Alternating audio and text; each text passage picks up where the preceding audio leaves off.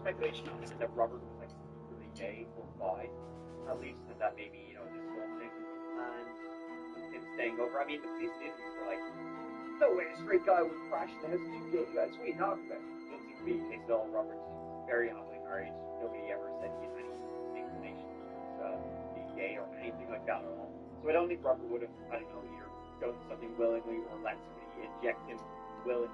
So whatever happened, it must have been done in such a way where he was out of it, paralyzed, before he Dylan makes the most sense out of the three. He does something to Robert. He runs back. Joe and Victor come down. Joe sees what's going on. Tells Victor to go back upstairs. Call the police. Because Joe told Victor to go and call the police or give upstairs. When there was a phone that he and Robert talked to, but they all. Maybe Joe wants to get Victor out of the area so they can talk to Dylan. Maybe that's what it's let's just for a second that maybe Robert was gay or not. Maybe this was all lying. Victor wasn't supposed to be there that night. Maybe early from a business maybe Joe and Dylan had planned something or planned to do something with Robert this is going to happen. Not this, but maybe some kind of bondage play got on. Robert willing to perhaps the injection of all body that went from something being put into Robert. They were from blood being taken out of Robert or something like that. Or something like the first blood vessel just dies, well, yes, some kind of BDSM choking thing. Again, there's no ligature harness being done in such a way where it's harness. Some kind of BDSM play is really the only way that you can explain his own DNA.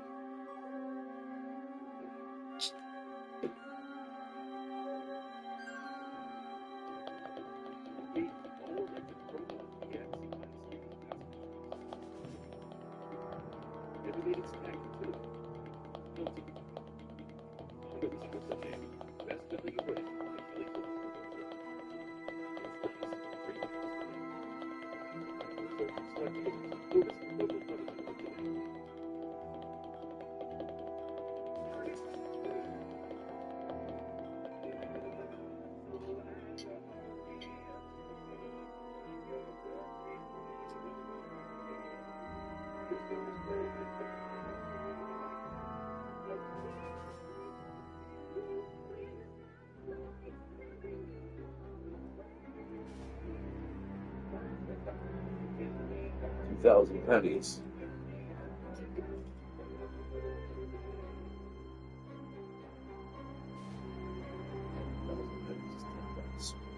This would be 20 bucks a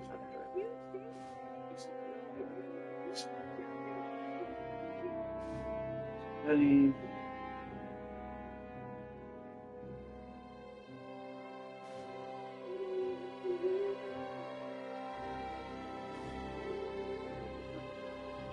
$24 a penny. 2 pennies. 24 bucks a penny.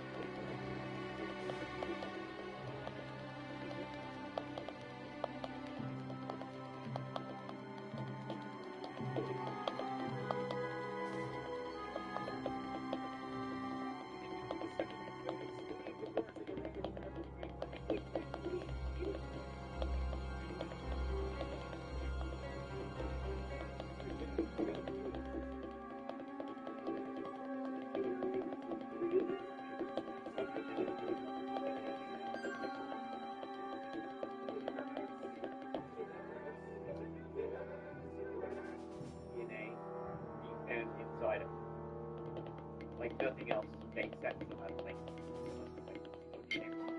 I don't make sense something like that, but all just makes sense. The human control of the theories in this space really makes sense. Like all the theories. Our case makes no sense. You can see why. Because whether he was willing or unwilling, at the end of the day, he's great. Like which, if he was into BDSM, I can imagine my character's sexist thing in the world. So I don't think it's that. But I can't find any other accounts for this. And then Rachel Close Robert was always described as a great guy, great husband, an advocate for his community, for civil liberties, for all that sort of stuff. And really in kind of terrific ways. And in a way that still has no answers. You know, almost 50 years later, still tragic story. Nobody wins. I mean, except the person who should be. Let me know what your thoughts on this case are. If you could have done it, and what your theories are on what really or I mean, you know, opinions are like ours. Everybody's got one. We have anything on the Thank you so much for watching. It's great. I hope you found this video interesting and fascinating. Guided research and education. It is banal. So there you go. If you're looking for more of that chapter stuff, you check out the Adoption Chapter podcast. They do episode out every single Monday. All podcast exclusive stories are there. We will talk about them on. Sure. And all of these are weird serial killers and cases of environment. So please give it a go. Listen to more. Check out the Adoption Patreon. She puts money in early access videos and the whole exclusive videos there. Live stream. So check it out. But here, listen. You know, we'll see you next week with the next little video. Some upcoming cases are on, well, some more unsolved mysteries, disappearances, unsolved events. Save that. I'll put it in my pocket. So, let you take care of each other and yourselves. I love you.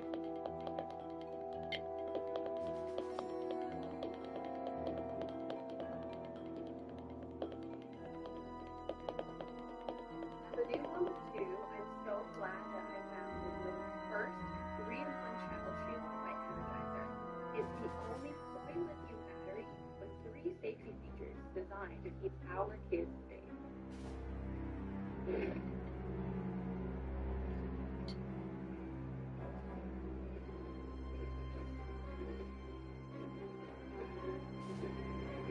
Electrified. You and well, my name is Mike, and in this little video, we are going to be talking about, if you're a weirdo like me, one of the strangest and scariest cases been going on for the last few years. A topic that led to insane speculation, these really deep rabbit holes, and unfortunately it's also led to a lot of fun. This is, of course, the story of Lady Bird Lake and the Rainy Ripper, if you believe that.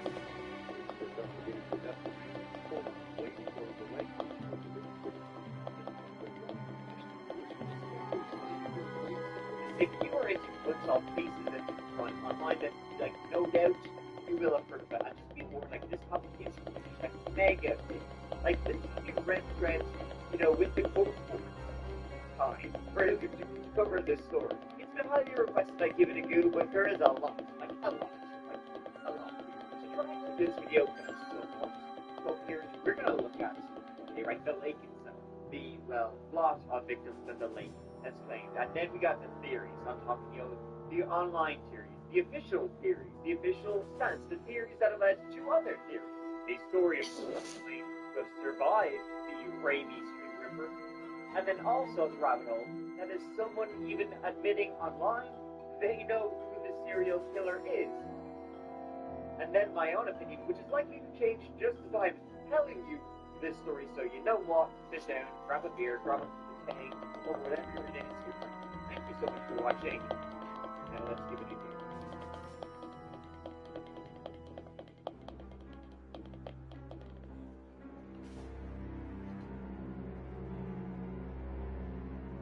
So to begin with a shock,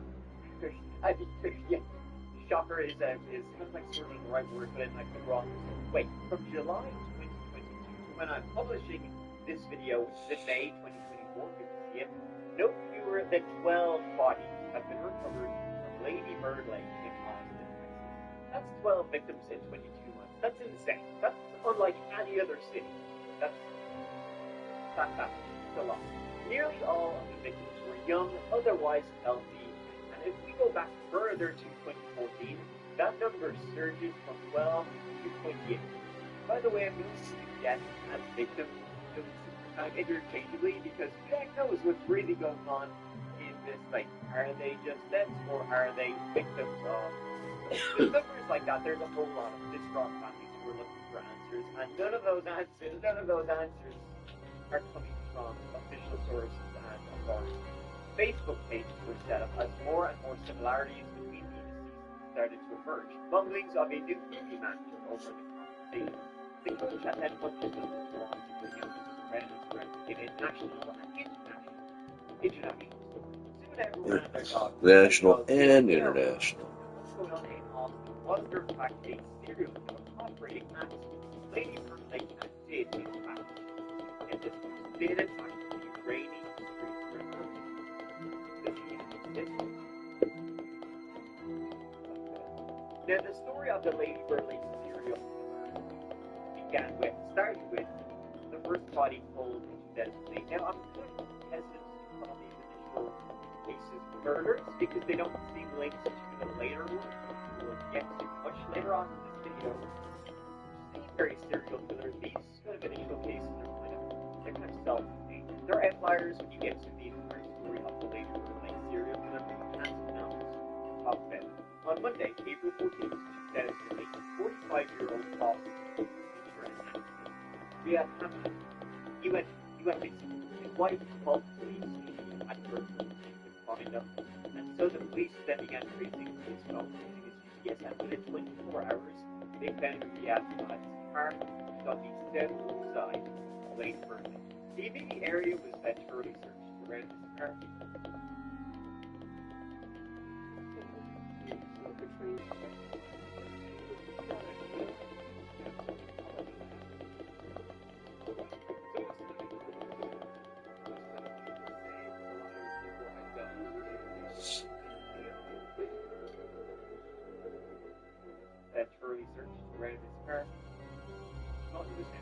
Then, the following, just after 2 p.m. on the north side of the lake, so the opposite side of the lake, the car was found on a hike and biking trail. Well, some walkers there, they spotted something floating just in the water. They dialed 911, the authorities arrived, and disturbingly, it was a body. Now, get this, because this is where the real kind of twist comes in with this first case, is that according to several of the eyewitnesses who were there, witnessed this body, which later determined to be Hamad's body, they said that as they saw the body being pulled out of the lake, it was scrubbed up with black. Hands were bound, his feet were bound, there was even tape thrown around his head, over his eyes, and over his mouth. Now, this was an extremely tragic case. He had left his 2 children. He worked tirelessly for peace, but he was very, practiced. As a teacher, he was well known. He was known to be, incredibly selfless for his kids. He was also known as like a big dog roaster. Kids in the hallway. So when eyewitnesses saw made what was tragic, extremely disturbing. On Thursday, the 17th, the day after, he was generally lost. The department released their first official statement about what they insisted that the investigation would get to conclusion, but they weren't treating this as suspicious of something like at all. Like the guys who told people. It was odd, it had only been a day since then, yet APD seemed very sure of themselves, even in the face of eyewitnesses in recovery of Hamad's body. Well, their eyewitness testimony seemed to contradict the police's stance. APD seemed to avoid public and get the case off their books. In their statement, APD said that Hamad's arms and legs were indeed bound, but that the placement and manner in which they were was consistent with Hamad having done this to himself. They also said they had CCTV of the parking lot where his car was found, and that CCTV supports their stance. They saw him park his car and get out, maybe tie himself with tape. Did he though? Well, they said that tape, which has never been released, in support of their theory that he did it to himself. He went into the lake willingly. Detectives from APD also interviewed several people who were close to Hamad and said things. They said, that had been very depressed lately, had expressed, ideas of self-harm and so on. So initially the case was closed and dealt with, which seems likely if you just get told the body business. I think the issue with the case that APD seems almost like offensive. It was almost offensive to rush. This case was, and then this when Riyad Hamad's body was handed over to his imam as Riyad himself. Riyad Hamad was a fellow. Well, the imam had some thoughts that the state which his body was forgiven. The Imam would, of course, threaten Riyad Hamad's body for Islamic funeral rites, and he said, the Imam said that Hamad's body was, quote, in barbaric condition. He also said that in over 20 years of experience with preparing bodies for funeral rites, he had never received a body in such a horrific state. There was blood leaking from poorly sutured incisions made by the medical examiner, and there were patches of skin that looked to have been torn from Hamad's body. The Imam said it looked like an animal might have been physically. They now have the extracting. We've got this ticket talking gold with the one and only Andrew Maguire.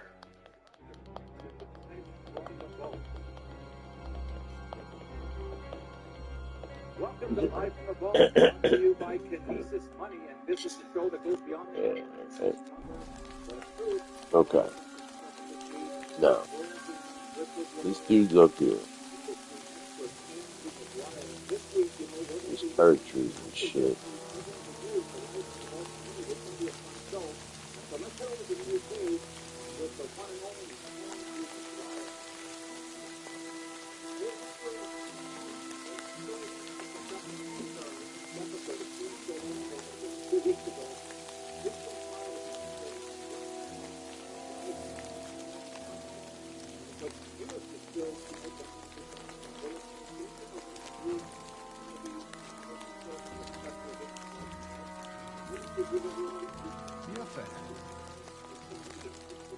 Kivotas.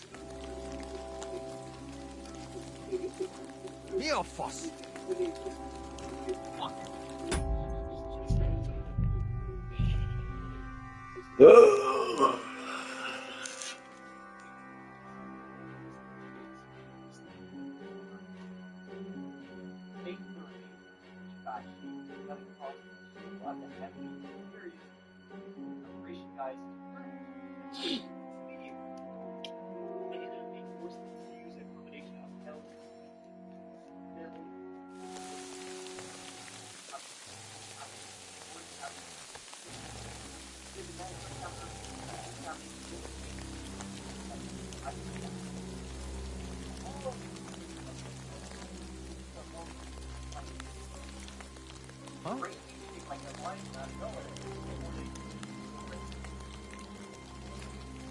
Kivotas. Making tall.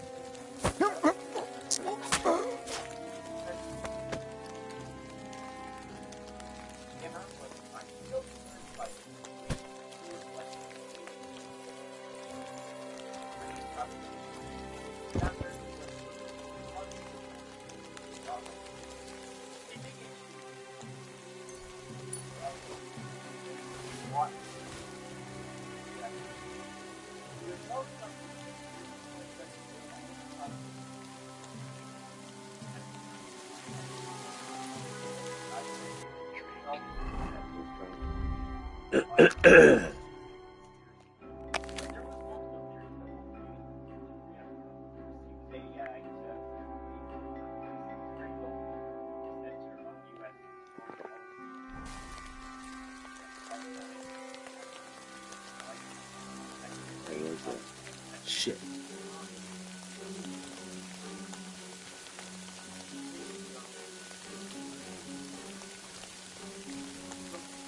As well.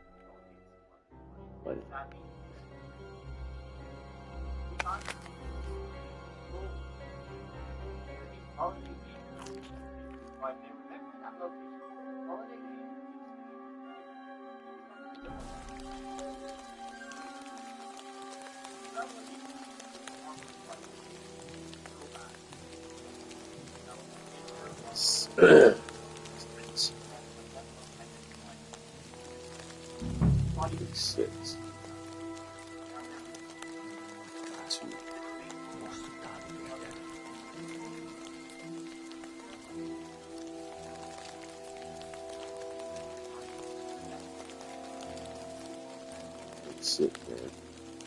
Over there.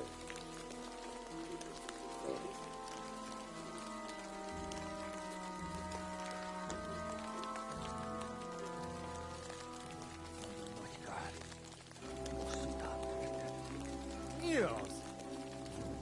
Támadás! Mindenki ide! Au! Már itt is van. Au!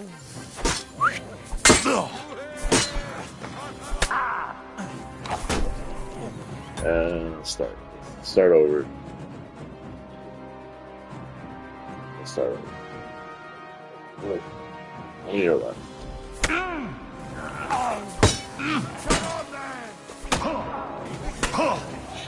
your left.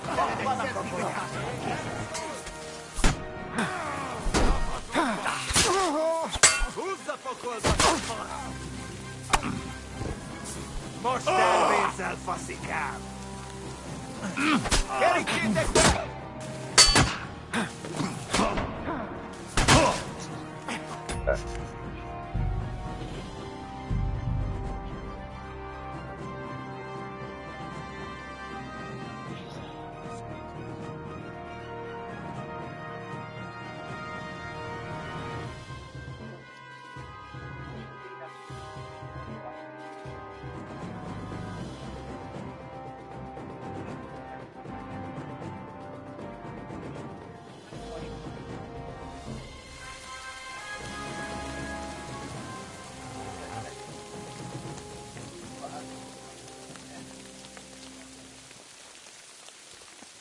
Huh? I should save it. Mi a fasz?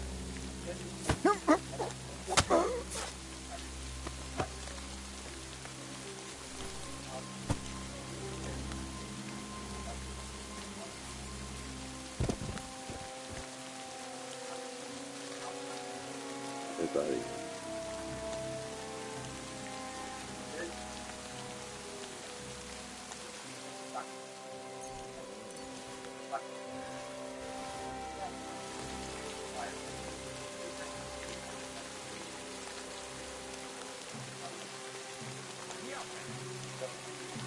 Huh?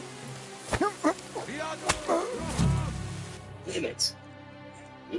Oh, I should gee. have looked. I just hasty. Too hasty.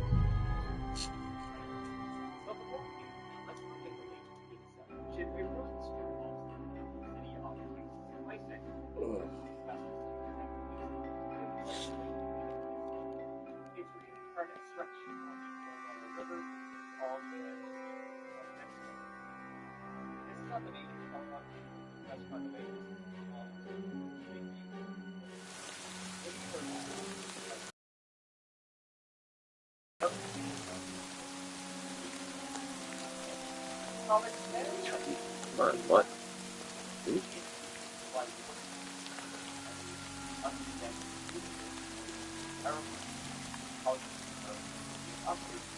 Mi a fene? Ki volt az? Mi a fasz?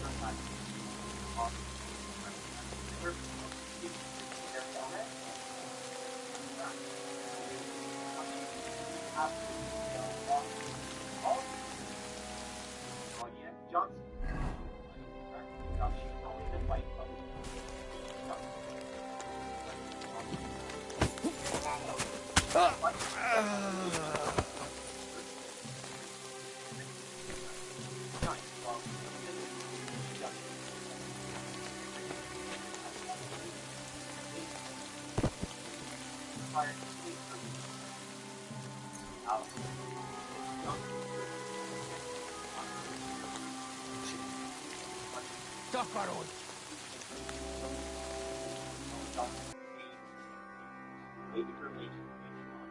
I say, what is the mission of this? There are 8 years of operation application that's from that's by crazy. By using that again.